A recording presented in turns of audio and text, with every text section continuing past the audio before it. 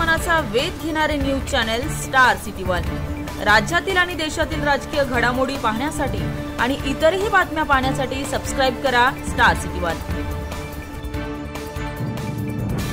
करताच अतिशय आनंदाचा दिवस आहे की आपल्या महाराष्ट्राची बुद्धिबळपटू दिव्या देशमुख हिने भारताचं नाव जागतिक स्तरावर नेलेलं आहे आणि जागतिक बुद्धिबळ स्पर्धेमध्ये ही स्पर्धा तिने जिंकलेली आहे। आणि म्हणूनच आज तिचा महाराष्ट्र शासनाच्या वतीनं नागरी सत्कार आपण केला। 3 कोटी रुपये महाराष्ट्र शासनाने तिला ही स्पर्धा जिंकल्याबद्दल पुरस्कार दिलेला आहे।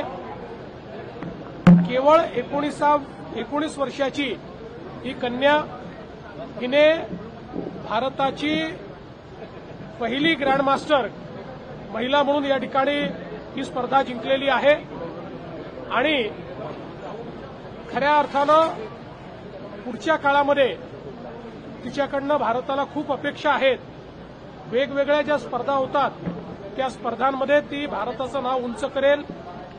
एक आनंदाची गोष्ट अशी आहे की आतापर्यंत महिला बुद्धिबळामध्ये चीनच्या बुद्धिबळपटूंचा बोलबाला होता, पण यावेळी जागतिक बुद्धिबळ स्पर्धेत दोन्हीही महिला या भारताच्या पोचल्या। कोनेरी हम्पी आणि आपली दिव्या देशमुख, आणि दिव्यानी ही स्पर्धा जिंकलेली आहे।